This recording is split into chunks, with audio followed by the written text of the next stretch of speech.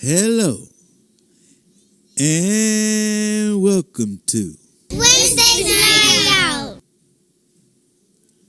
with your host Joseph, Turnpike Plaza 365 Rec Squad.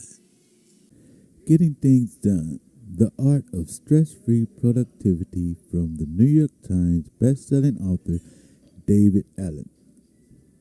Part 3, the power of the key principles. Chapter 11, the power of the capturing habit.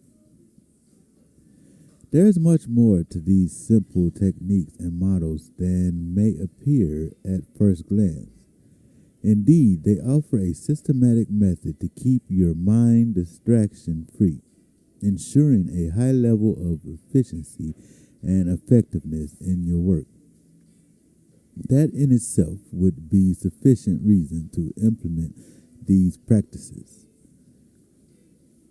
Demonstrating integrity in managing internal and external agreements optimizes all of your relationships. But there are even greater implications for the fundamental principles at work here. What follows in the next 3 chapters is an accounting of my experience over the past 30 years of the subtler and often more profound effects that can transpire from the implementation of these basic principles. The longer-term results can have a significant impact on you as an individual, and they can positively affect larger organizational cultures as well. When people with whom you interact notice that without fail you receive process and organization in an airtight manner, the exchanges and agreements they have with you, they begin to trust you in a unique way.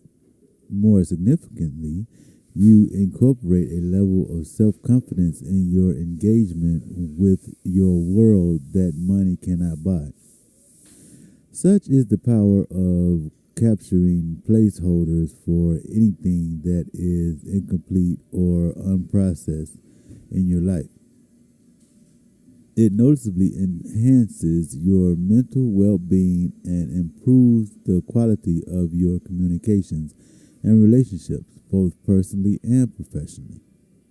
And when organizations expect and reinforce this best practice of allowing nothing to all through a communication crack with anyone accountable for resulting actions and commitments clarified and tracked by the appropriate persons, it can significantly increase a culture's productivity and reduce its stress. The personal benefit. How did it feel to go through the collecting and downloading activity? Most people say it feels so bad and yet so good. How can that be? If you're like most people who go through the full capturing process, you probably felt some form of anxiety. Descriptive terms like overwhelm, panic, frustration, fatigue, and disgust tend to come up when I ask seminar participants to describe their emotions in going through a minor version of this procedure. And if there anything you think you procrastinated on in that stack, if so, you have guilt automatically associated with it. I could have, should have, ought to have done this before now. At the same time, did you experience any sense of release or belief or control as you did the drill? Most people say yes, indeed. How does that happen? Totally opposite emotional states showing up as you're doing a single exercise almost at the same time. Anxiety and relief, overwhelmed and in control. What's going on here? When you understand the source of your negative feelings about all your stuff, you'll discover, as I did, the way to get rid of them. And if you experienced anything positive, any positive feelings from collecting your stuff, you actually began the process of eliminating the negativity yourself. The source of the negative feelings. Where do the not so good feelings come from? Too much to do. No, there's always too much to do. If you felt bad simply because there was more to do than you could do, you never get rid of that feeling. Having too much to do is not the source of the negative feeling. It comes from a different place. How have you felt when someone broke an agreement with you, told you they would meet you Thursday at 4 p.m. and never showed or called? How did that feel? Frustrating, I imagine. The sense of anxiety and guilt doesn't come from having too much to do. It's the automatic result of breaking agreements with yourself. The price people pay when they break an agreement in the world is the disintegration of trust in the relationship, an automatic negative consequence. But what are all those things in your in tray? Agreements you've made, or at least implicitly accepted with yourself, things you somehow have told yourself you should deal with in some way. Your negative feelings are simply the result of breaking those agreements. They're the symptoms of disintegrated self-trust.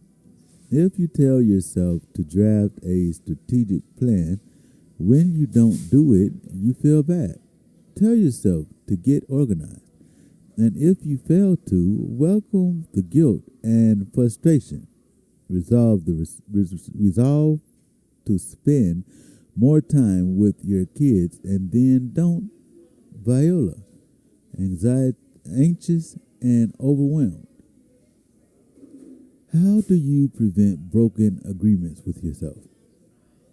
If the negative feelings come from broken agreements, you have these options for dealing with them and eliminating the negative consequences. Don't make the agreement. Complete the agreement. Renegotiate the agreement. All of these can work to get rid of the unpleasant feelings.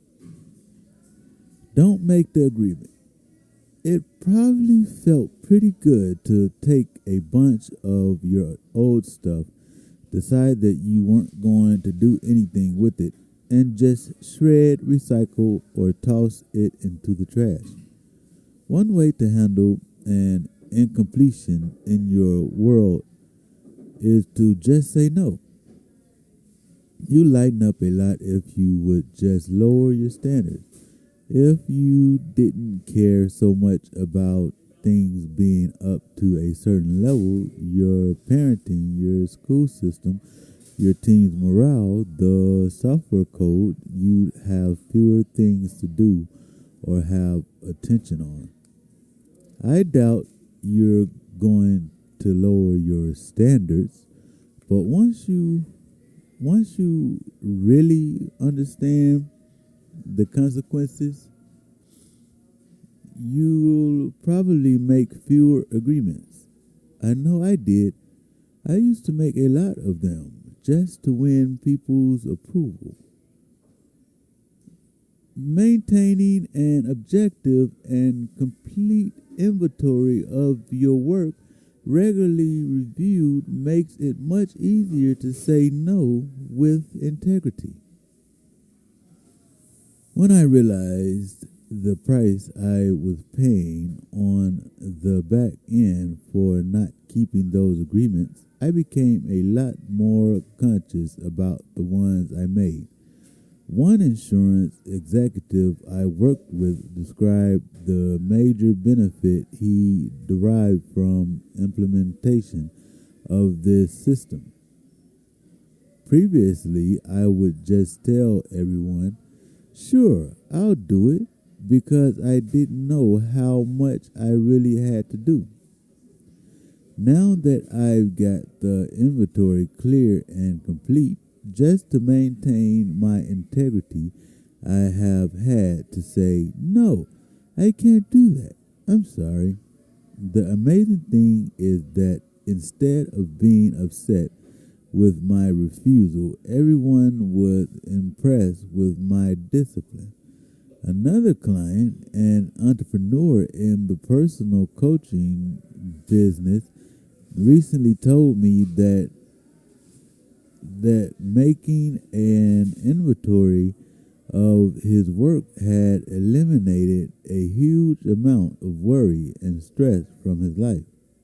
The discipline of putting everything he had his attention on into his end tray caused him to reconsider what he really wanted to do anything about. If he wasn't willing to toss a note about it into N, he just let it go. I consider that very mature thinking. One of the best things about this whole method is that when you really take on the responsibility to capture and track what's on your mind, you'll think twice about making commitments internally that you don't really need or want to make.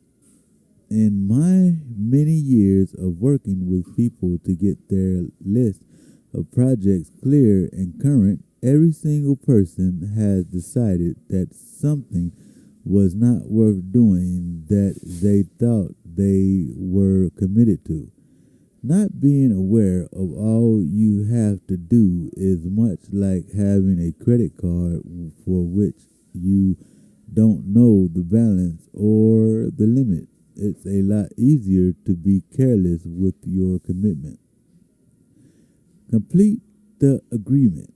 Of course, another way to get rid of the negative feelings about your stuff is to just finish it and be able to mark it off as done. You actually love to do things. As long as you get the feeling that you've completed something, if you've begun to take less than 2 minute actions as they surface in your life, I'm sure you can attest to the psychological benefit. Most people I work with feel fantastic after just a couple of hours of processing their piles simply because of how many things they accomplish using the 2 minute rule. Out of the strand of the doing into the piece of the done. Julia Louise Woodruff. One of your better weekends may be spent just finishing up a lot of little errands and tasks that have accumulated around your house and in your personal life. Invariably, when you capture all the open loops, little and big, and see them on a list in front of you, some part of you will be inspired for creatively disgusted or into intimidated enough to go knock them off the list. We all seem to be starved for a win. It's great to satisfy that by giving yourself doable tasks, you can start and finish easily. Have you ever completed something that wasn't initially on a list? So you wrote it down and checked it off? Then you know what I mean. There's another issue here. However, how would you feel if your list and your stack were totally and successfully completed? You'd probably be bouncing off the ceiling, full, full of creative energy. Of course, within 3 days, if not 3 minutes, guess what you'd have? Right, another list, and probably an even bigger one, with more potentially daunting things to do on it. You'd feel so good about finishing all your stuff, you'd likely take on bigger, more ambitious things to do. Not only that, but if you have a boss or a board, what do you think he or she or they are going to do after noticing the high levels of competency and productivity you're demonstrating? Right. Again, give you more things to do. It's the irony of professional development. The better you get, the better you'd better get. So since you're not going to significantly lower your standards or stop creating more things to do, you'd better get comfortable with the third option. If you want to keep from being stressed out, renegotiate the agreement. Suppose I told you I would meet you Thursday at 4 p.m. But after I made the appointment, my world changed. Now, given my new priorities, I decide I'm not going to meet you Thursday at 4. But instead of simply not showing up, what had I better do to maintain the integrity of the relationship? Correct. Call and change the agreement. A renegotiated agreement is not a broken one. It is the act of forgiveness that opens up the only possible way to think creatively about the future at all. Father Desmond Wilson. Do you understand yet why getting all your stuff out of your head and in front of you makes you feel better? Because you automatically renegotiate your agreements with yourself when you look at them. Think about them and either act on them that very moment or say, no, not now. Here's the problem. It's impossible to renegotiate agreements with yourself that you can't remember you made. The fact that you can't remember an agreement you made with yourself doesn't mean that you're not holding yourself liable for it. Ask any psychologist how much of a sense of past and future that part of your psyche has, the part that was storing the list you dumped. 0. It's all present tense in there. That means that as soon as you tell yourself that you should do something, if you file it only in your short-term memory, that part of you thinks you should be doing it all the time. And that means that as soon as you've given yourself 2 things to do and filed them only in your head, you've created instant and automatic stress and failure because you can't do them both at once, and that apparently significant part of your psyche will continue to hold you accountable. If you're like most people, you probably got some storage area at home.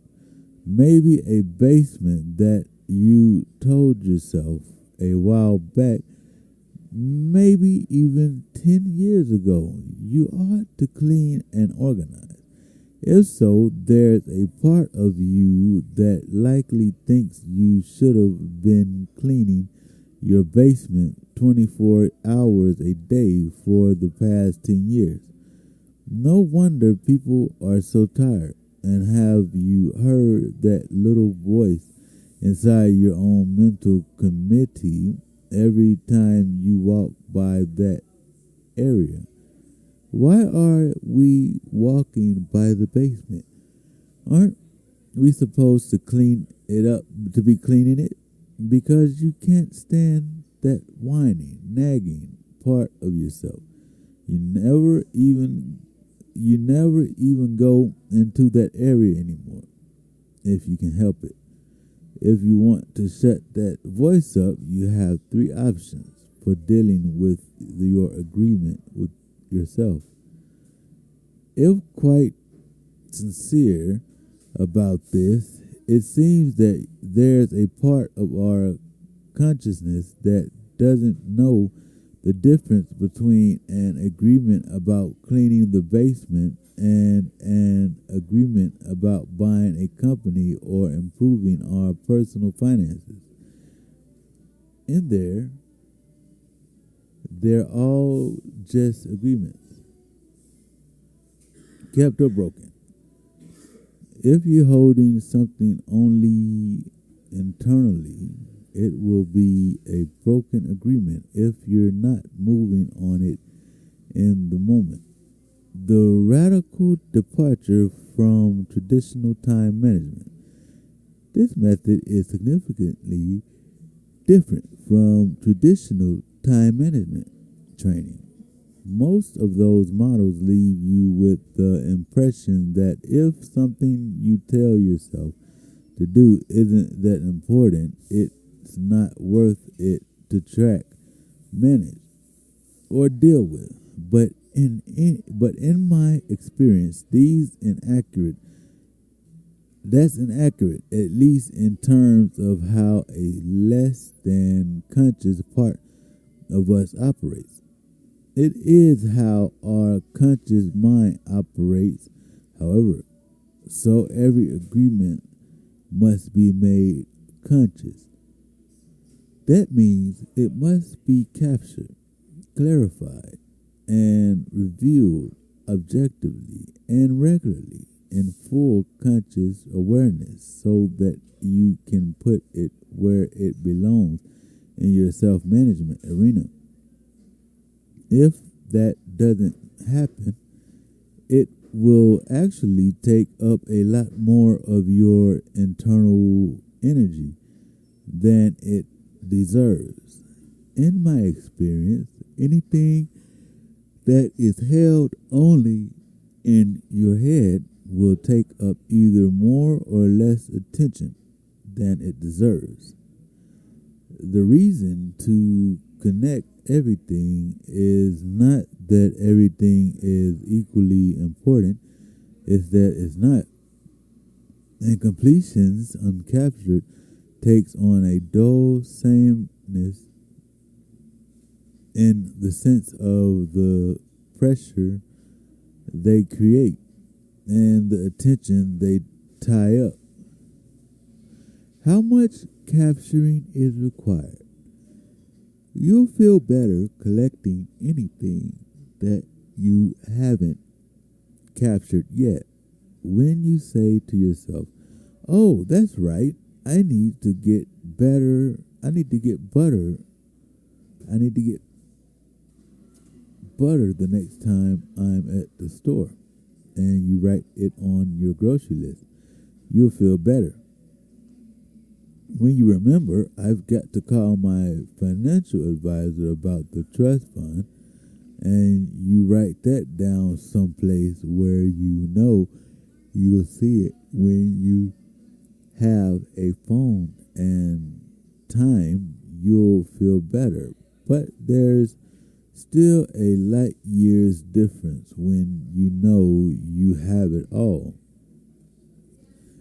When will you know how much you have left in your head to capture? Only when there's nothing left. If some part of you even vaguely aware that you don't have it all, you can't really know what percentage you have collected. How will you know when there's nothing left?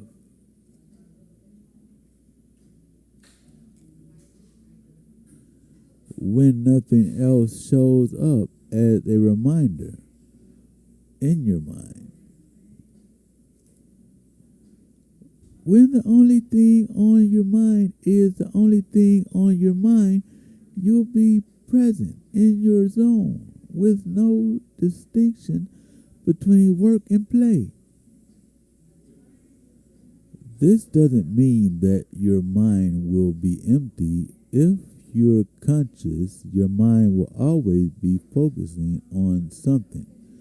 But if it's focusing on only one thing at a time without distraction, you'll be in your zone.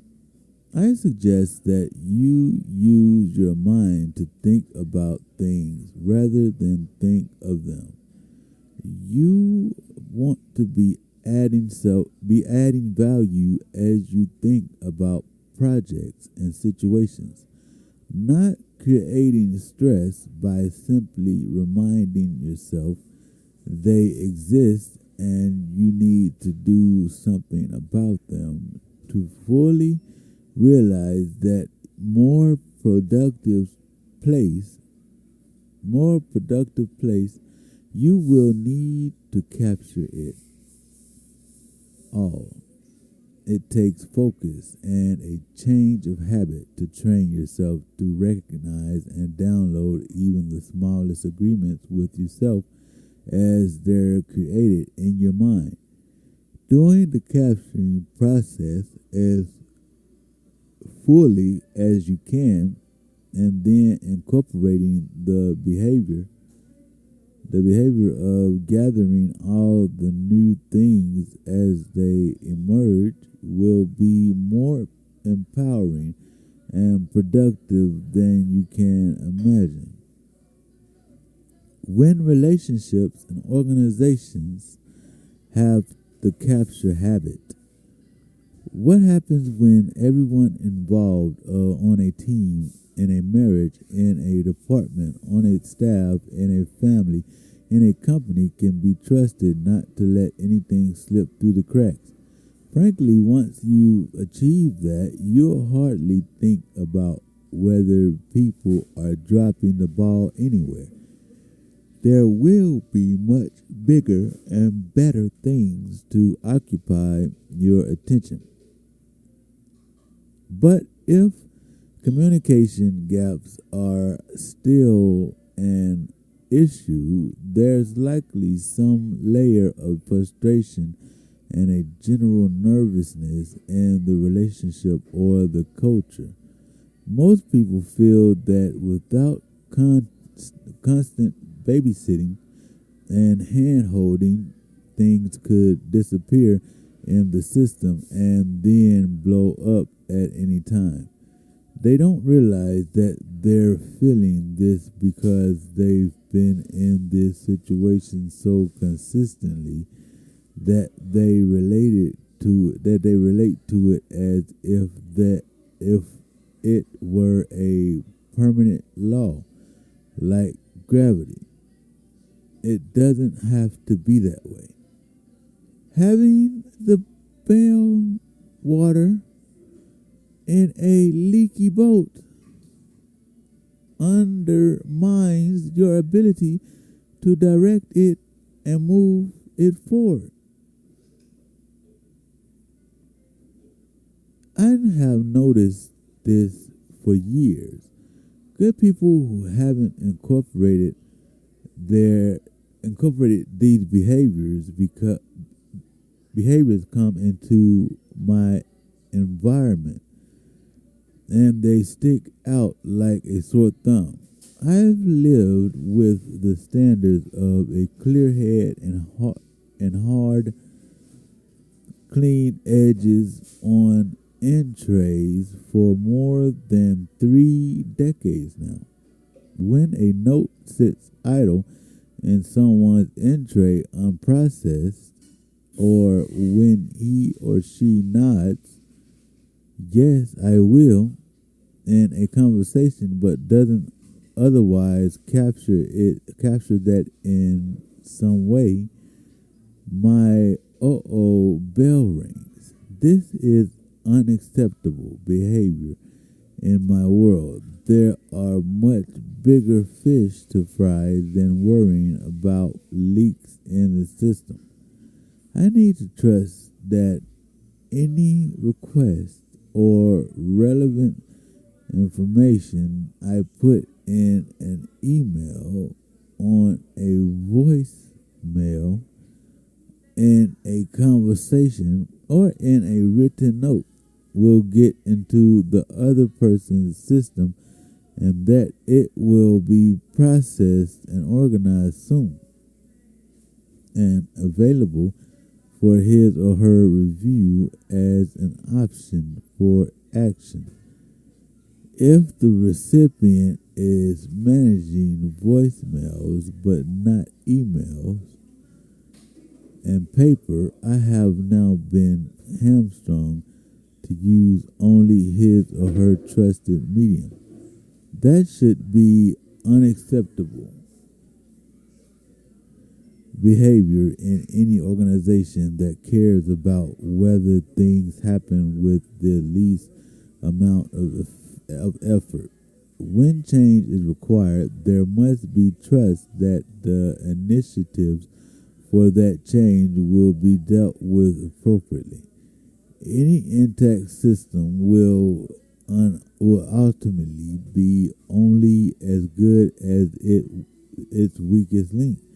And often the Achilles heel is a key person's dull responsiveness to communications in the system. I especially noticed this when I walked around organizations where entrees are either non-existent or overflowing and obviously long unprocessed. These cultures usually suffer from serious interruptitis because they can't trust putting communications into the system. I come across executives whose calendars are insanely overbooked, but who, when they begin to give timely responses to their emails, experience a dramatic release from that pressure. When their staff and others are getting what they need in terms of appropriate feedback and decisions through that virtual medium, they no longer need the kind of face-to-face time they previously tried to get with meetings, where cultures do have solid systems down through the low tech level of paper communications, the clarity is palpable. It's hardly even a conscious concern, and everyone's attention is more focused. The same is true in families that have installed in trays. The parents, the children, the nanny, the housekeeper, or anyone else with whom family members frequently interact. People often grimace when I tell them that my wife and I put things in each other's in trays, even when we're sitting within a few feet of each other.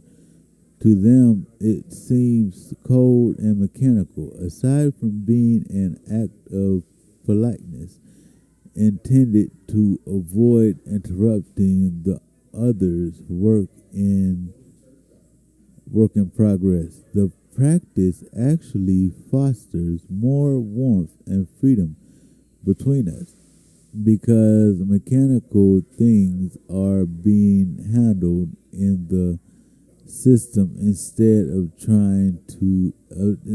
tying up our attention on the relationship. Unfortunately, you can't legislate personal systems. Everyone must have his or her own way to deal with what he or she has to deal with. You can, however, hold people accountable for outcomes and for tracking and managing everything that comes their way. And you can give them the information in this book.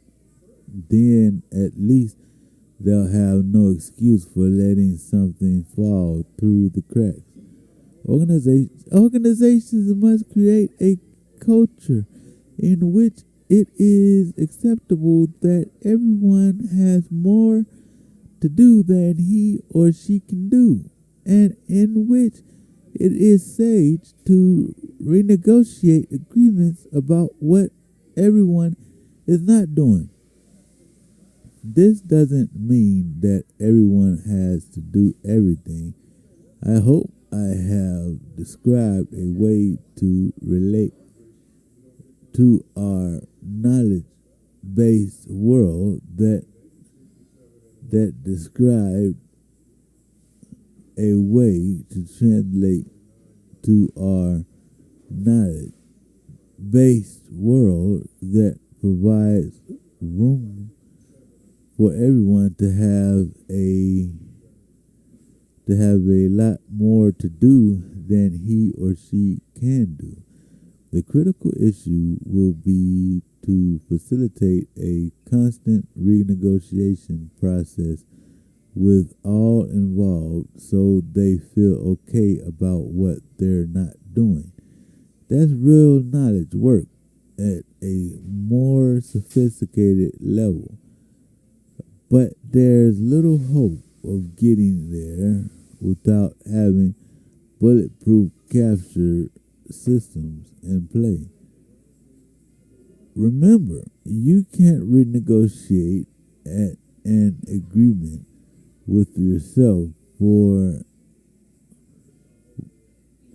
with yourself that you can't remember you made, and you certainly can't renegotiate agreement with others that you and they have lost track of.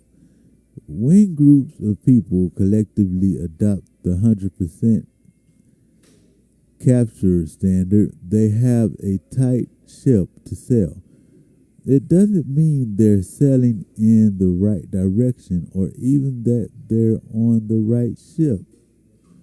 It just means that the one they're on and the direction it's going is sailing with the most efficient energy it can. Getting things done, the art of stress-free productivity. From the New York Times best-selling author David Allen. Turnpike Plaza, 365, Rec Squad.